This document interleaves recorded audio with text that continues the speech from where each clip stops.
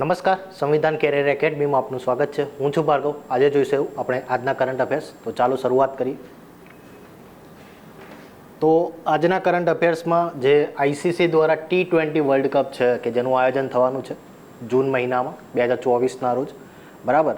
તો એની અંદર એક બ્રાન્ડ એમ્બેસેડર તરીકે એક જે ભારતીય ભૂતપૂર્વ ક્રિકેટર છે એમની પસંદગી કરવામાં આવી છે અને નામ છે એમનું યુવરાજ સિંહ, બરાબર. તો અહીંયા ખાસ આપણે એ યાદ રાખીશું કે કોની જે છે પસંદગી કરવામાં આવી છે અને કોના દ્વારા, બરાબર. તો આઈસીસી દ્વારા જે T20 વર્લ્ડ કપ છે એના બ્રાન્ડ એમ્બેસેડર તરીકે યુવરાજ સિંહ છે એમની પસંદગી કરવામાં આવી છે. આ સિવાય એનું આયોજન છે તો 1 જૂનથી લઈ 29 જૂન 2024 દરમિયાન કરવામાં આવશે, બરાબર છે. આ સિવાય કયા સ્થળે આયોજિત થશે તો એ છે તો એક યુએસએમાં અને બીજું વેસ્ટ ઇન્ડિઝ છે, ત્યાં આગળ અલગ અલગ જે મેચો છે તો એનું આયોજન કરવામાં આવશે, બરાબર છે. આ સિવાય અહીંયા આ જે આઈસીસી છે એમાં એક ખાસિયત પણ છે, બરાબર. શું ખાસ બાબત છે કે 3 જેટલી ટીમો છે કે જે પ્રથમ વખત એમાં ભાગ લેશે. એમાં એક છે યુએસએ, બીજી કેનેડાની ટીમ છે અને ત્રીજી છે એ છે યુગાન્ડાની ટીમ, બરાબર. તો એક આ બાબત પણ ધ્યાન રાખજો, બરાબર. આ સિવાય આઈસીસીની વાત કરીએ, ઇન્ટરનેશનલ ક્રિકેટ કાઉન્સિલ, જેનું ફૂલ ફોર્મ છે, સ્થાપના થઈ હતી 1909માં, બરાબર છે. અને એનું જે જો હેડક્વાર્ટર પૂછવામાં આવે તો તે છે દુબઈ, કે જે યુએઈમાં આવેલું છે, બરાબર. તો આટલી બાબતો આપણે ધ્યાન રાખીશું, બરાબર. ચલો હવે નેક્સ્ટ છે G7 શિખર સંમેલન 2024. G7 વિશે આપણે જાણીએ જ છીએ કે ગ્રુપ ઓફ 7 જે મહત્વના જે વિકસિત દેશો છે તેમના દ્વારા બનાવવામાં આવેલું છે 1975ના રોજ, બરાબર. વર્તમાનમાં ચર્ચામાં શા માટે છે તો આપણા જે પ્રધાનમંત્રી શ્રી છે તો એમને આમંત્રણ આપવામાં આવ્યું છે. કોના દ્વારા? તો જે મેલોની છે, ઇટલીના જે વડાપ્રધાન છે એમના દ્વારા. નામ તમે સાંભળ્યું જ હશે, મેલોની, બરાબર છે. ઇટલીના જે વડાપ્રધાન છે તેમના દ્વારા ઇન્વિટેશન આપવામાં આવ્યું છે આપણું પ્રધાનમંત્રી શ્રીને, બરાબર. તો આ જે બેઠક છે એનું આયોજન કરવામાં આવશે ઇટલી ખાતે, બરાબર. ગઈ સાલ 2023નું પણ યાદ રાખજો કે જાપાન ખાતે જે G7 શિખર સંમેલન છે એની અધ્યક્ષતા છે તો જાપાને કરી હતી. વર્તમાનમાં ઇટલી પાસે છે, બરાબર. તો ઇટલી છે, ઇટલી ખાતે તેનું જે શિખર સંમેલન છે એનું આયોજન કરવામાં આવશે, બરાબર. આયોજન કઈ તારીખે થશે તો 13, 14 અને 15 જૂન દરમિયાન જે છે તો આનું આયોજન કરવામાં આવશે. આ સિવાય એક આ બાબત પણ ધ્યાન રાખજો કે આ તેનું 50મું સંસ્કરણ છે, બરાબર છે, 50મું એડિશન છે, બરાબર. તો અહીંયા શું યાદ રાખીશું કે ભારતને આમંત્રણ છે, બરાબર. પ્રધાનમંત્રી શ્રી છે ત્યાં આગળ જો સમય હશે એમની પાસે તો ભાગ લેશે, આમ તો ભાગ લેશે જ. આ સિવાય બીજું એક વસ્તુ યાદ રાખીશું કે વર્તમાનમાં કોની પાસે અધ્યક્ષ છે, મતલબ કે કોણ તેની બેઠક છે એનું સંચાલન કરશે તો એ છે ઇટલી, બરાબર. ઇટલી ખાતે તેનું આયોજન કરવામાં આવ્યું છે. તો આટલી બાબત આપણે ધ્યાન રાખીશું, બરાબર. આના G7ની વાત કરી તો એક G20ની પણ આપણને બાબત યાદ આવે કે G20 છે કે જે વર્તમાનમાં G21 થઈ ગયું છે, બરાબર. 2023માં અધ્યક્ષતા કોની પાસે હતી તો 2023માં ઇન્ડિયા પાસે હતી, બરાબર. વર્તમાનમાં 2024માં કોની પાસે છે તો એ છે બ્રાઝિલ પાસે, બરાબર. 2022માં કોની પાસે હતી તો એ ઇન્ડોનેશિયા પાસે હતી, બરાબર. G21 થઈ ગયું છે, મતલબ કે એક દેશ છે કે જે ઉમેરાયો છે અને એ કયો છે એ છે આફ્રિકન યુનિયન, બરાબર. તો એક આ બાબત પણ ધ્યાન રાખીશું. આ સિવાય જે આ બ્રાઝિલ છે કે જેને અધ્યક્ષતા G21ની 2024માં કરી રહ્યું છે બ્રાઝિલ, તો એનાથી બીજો એક ફેરફાર થયો છે. એક કોના પર તો બ્રિક્સ કાઉન્સિલ છે એની પર, બરાબર છે. આ જે 5 દેશોનું જે સંગઠન છે બ્રિક્સ, બરાબર. તો વર્તમાનમાં જેની અધ્યક્ષતા છે તો એ બ્રાઝિલ કરવાનું હતું, પરંતુ હવે કોની પાસે છે તો એ છે રશિયા પાસે, બરાબર. રીઝન શું છે? રીઝન એ છે કે બ્રાઝિલ છે એ G21ની અધ્યક્ષતામાં વ્યસ્ત છે, બરાબર. તો એક આ બાબત પણ આપણે ધ્યાન રાખીશું, બરાબર. તો આ બધી બેઝિક બાબતો છે.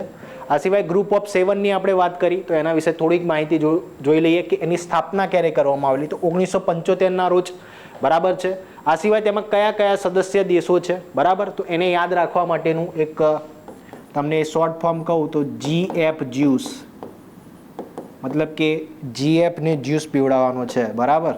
તો અહીંયા GF જ્યુસ, બરાબર. G એટલે જર્મની, F એટલે ફ્રાન્સ થશે, J એટલે જાપાન થશે, બરાબર છે. આ સિવાય અન્ય દેશો છે ઇટલી છે, બરાબર છે. આ સિવાય જે યુનાઇટેડ કિંગડમ છે, કેનેડા છે, બરાબર, યુનાઇટેડ સ્ટેટ્સ છે, બરાબર. એવા ટોટલ 7 જેટલા દેશો છે G7 દેશો, બરાબર. હવે અહીંયા સવાલ એ થાય કે આનું કોઈ હેડક્વાર્ટર છે કે નહીં, તો આનું કોઈ પણ હેડક્વાર્ટર નથી, બરાબર.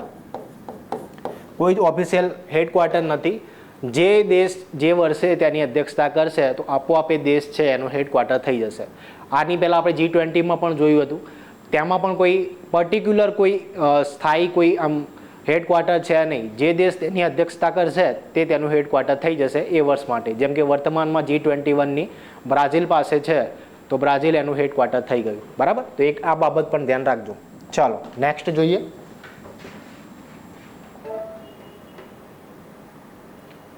નેક્સ્ટ છે તે છે માઉન્ટ એરેબસ જ્વાળામુખી વિશે ચર્ચામાં શા માટે છે. તો આ જ્વાળામુખી અલગ પ્રકારનો છે. આમ તો તમે જ્વાળામુખી બહાર નીકળશે તો એમાંથી અમુક મિનરલ્સ છે તો એ આપણને પ્રાપ્ત થશે, અમુક ખનિજ તત્વો છે.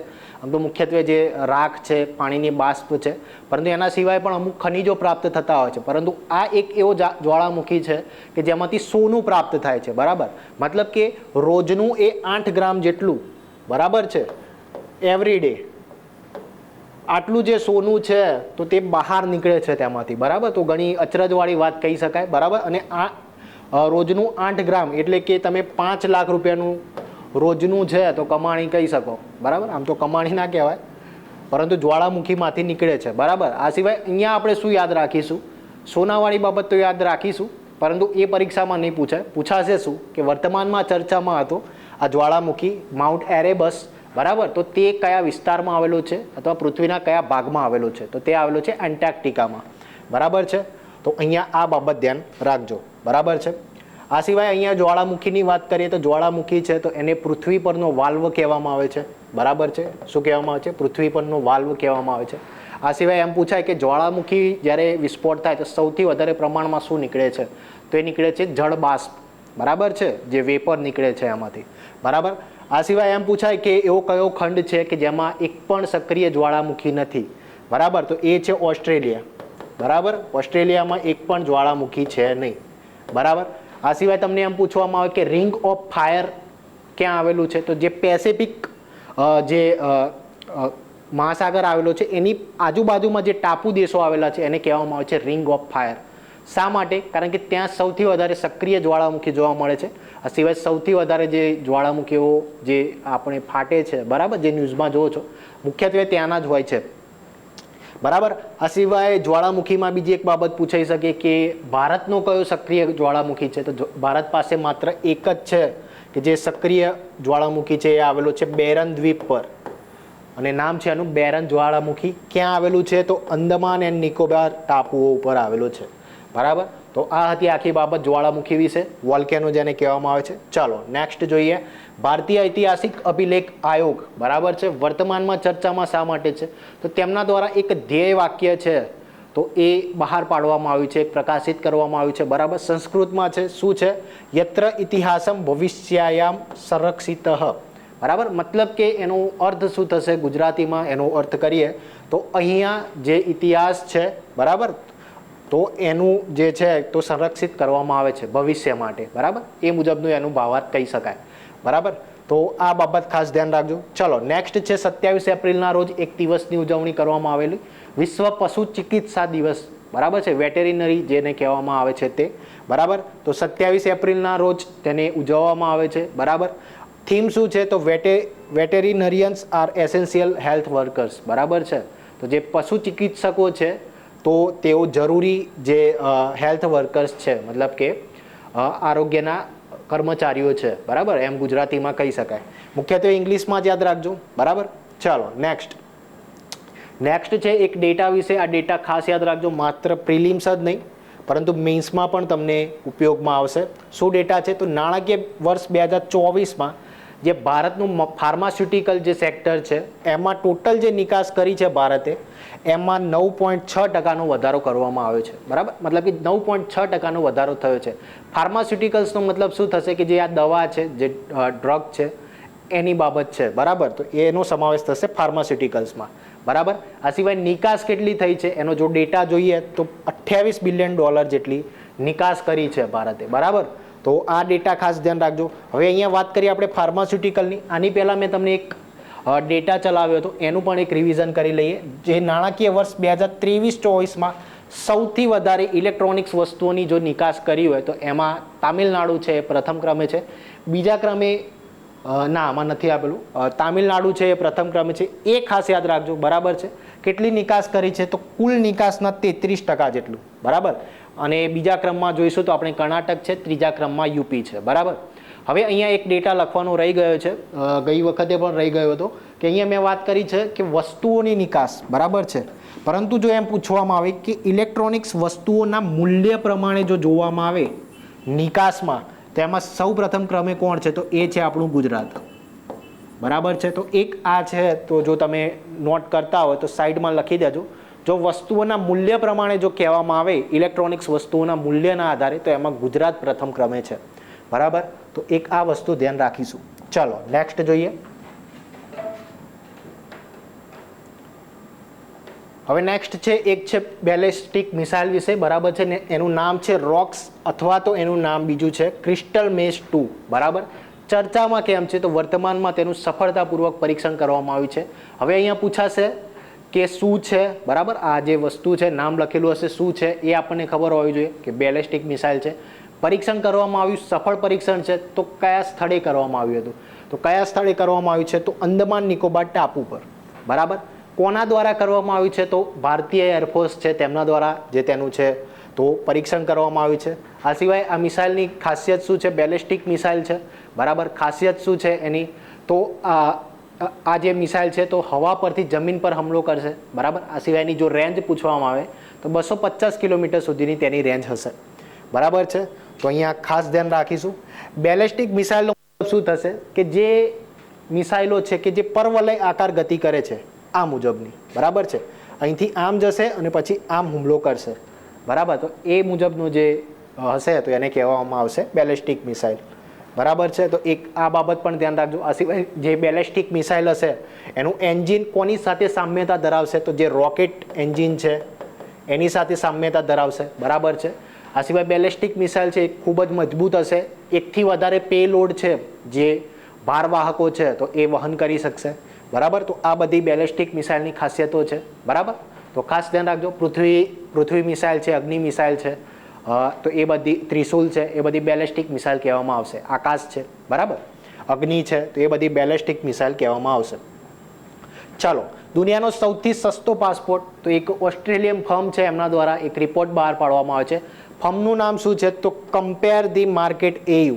બરાબર. એમના દ્વારા એક રિપોર્ટ જાહેર કરવામાં આવ્યો છે. એમાં કહેવામાં આવ્યું છે કે દુનિયામાં સૌથી સસ્તો જો પાસપોર્ટ હોય તો એ UAEનો છે અને બીજા ક્રમે છે ભારત. બરાબર. હવે અહીંયા સસ્તો પાસપોર્ટનો મતલબ શું થશે? કે જે પાસપોર્ટની કિંમત છે એ નહીં, પરંતુ એ પાસપોર્ટ છે એને મેનેજ કરવામાં જે લાગત લાગે છે, જે નાણાં લાગે છે એ પ્રમાણે કહેવામાં આવશે. બરાબર. તો એમાં સૌથી સસ્તામાં સસ્તો છે UAEનો પાસપોર્ટ અને બીજા ક્રમે છે ભારતનો.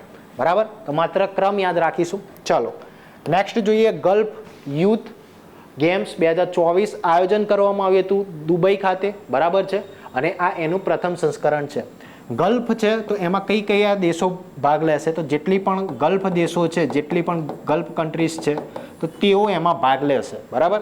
આ સિવાય એનો મેડલનો પણ ડેટા આવ્યો છે અને એમાં પ્રથમ ક્રમે કયું છે? તો એ છે UAE. બરાબર. તો આટલી બાબતો આપણે ધ્યાન રાખીશું. ક્યાં આગળ આયોજન કરવામાં આવ્યું? તો UAEના દુબઈ ખાતે. બરાબર છે. કયા દેશોએ ભાગ લીધો? ગલ્ફ દેશોએ. બરાબર. પ્રથમ સંસ્કરણ છે, આથી યાદ રાખવું જરૂરી છે. બરાબર. ભાગ કોને લીધો? ગલ્ફ દેશોએ. પ્રથમ ક્રમે કોણ રહી? તો UAE. બરાબર. ચાલો નેક્સ્ટ જોઈએ. ભારતનું પ્રથમ ટ્રાન્સશિપમેન્ટ હબ. બરાબર છે. એ કોને બનાવવામાં આવ્યું છે? કોને મંજૂરી આપવામાં આવી છે? તો કેરળના વિઝિંગમ પોર્ટ છે તો એને મંજૂરી આપવામાં આવી છે. બરાબર.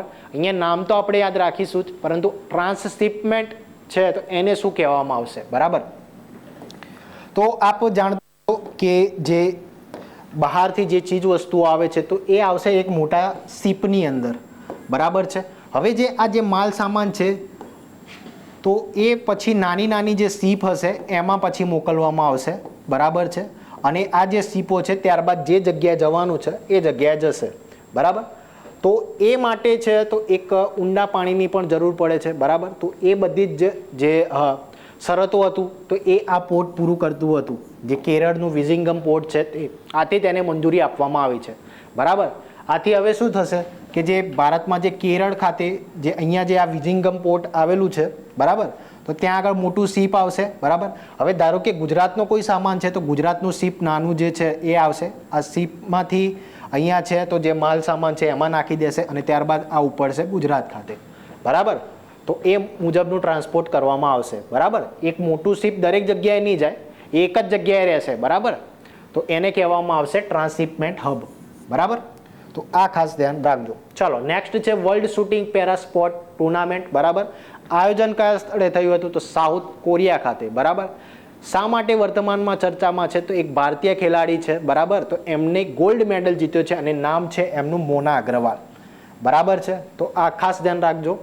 કયા રમત સાથે સંકળાયેલા છે તો એ છે શૂટિંગ, બરાબર છે. તો આ પણ ખાસ ધ્યાન રાખજો. ચાલો નેક્સ્ટ જોઈએ. તો આ હતા આજના કરંટ અફેર્સ. કરંટ અફેર્સને લગતી બીજી કોઈ પણ સમસ્યા હોય તો અવશ્યથી અમારી કોમેન્ટ બોક્સમાં કોમેન્ટ કરજો. નવા વિડીયો સાથે ફરી એક વખત મળીશું. ધન્યવાદ.